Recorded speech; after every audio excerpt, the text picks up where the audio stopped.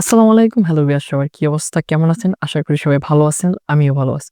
তো আজকের ভিডিওটি হতে যাচ্ছে, আমরা সচরাচর সকলেই আমরা WhatsApp ইউজ করি। কিন্তু WhatsApp এর মধ্যে বিভিন্ন জিনিস ছবি, ভিডিও অনেক কিছু এগুলো থাকে।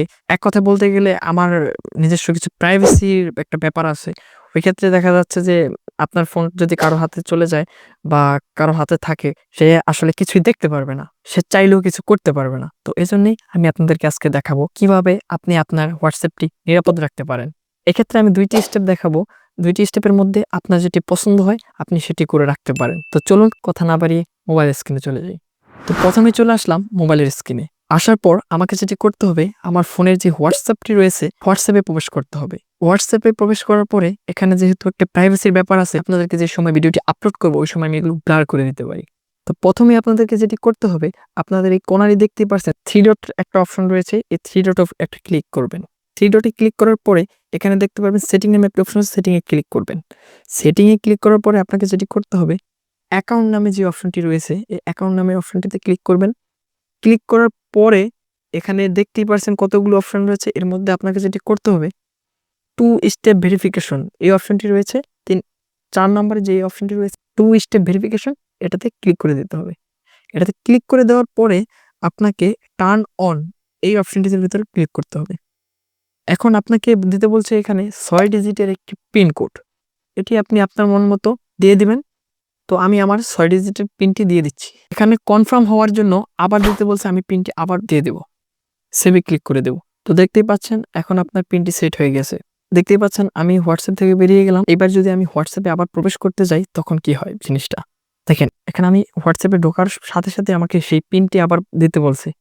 তো এখান থেকে বুঝতেই পারছেন যে আপনার ফোনটি আরেকজনের হাতে যদি চলেও যায়, সেক্ষেত্রে আপনার WhatsApp টি সুরক্ষিত। পিনটি আপনি ছাড়া তো এখন আর কেউ জানে না।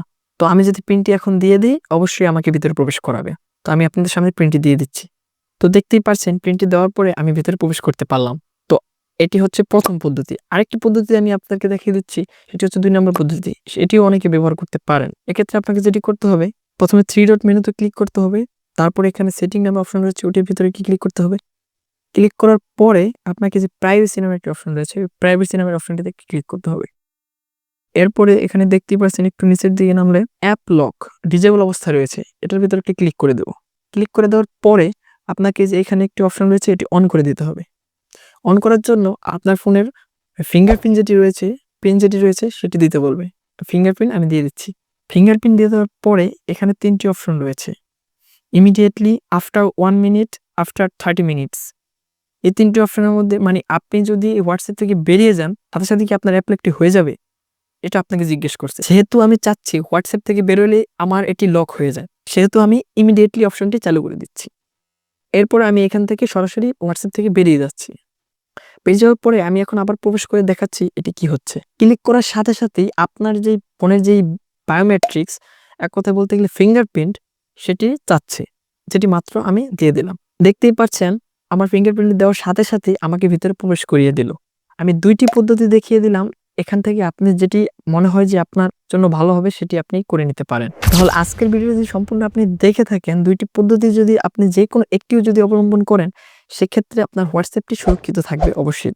তো আজকের ভিডিওটি কেমন লাগলো? যদি আপনি এই ভিডিও থেকে একটু পরিমাণও যদি উপকার বোধ করেন, সেক্ষেত্রে আপনি ভিডিওটিতে অবশ্যই একটি লাইক করে দিবেন। আর চ্যানেলে যদি নতুন হয়ে থাকেন, অবশ্যই চ্যানেলটিকে সাবস্ক্রাইব করে পাশে থাকা বেল বাটনটি অন করে দিবেন। কারণ পরবর্তী ভিডিও আপনার কাছে অটোমেটিক চলে যাবে। আর নতুন কি নিয়ে ভিডিও চাচ্ছেন অবশ্যই কমেন্ট বক্সে লিখে দিবেন। তো পরবর্তী ভিডিও আসা পর্যন্ত সুস্থ থাকুন, ভালো থাকুন। আল্লাহ হাফেজ।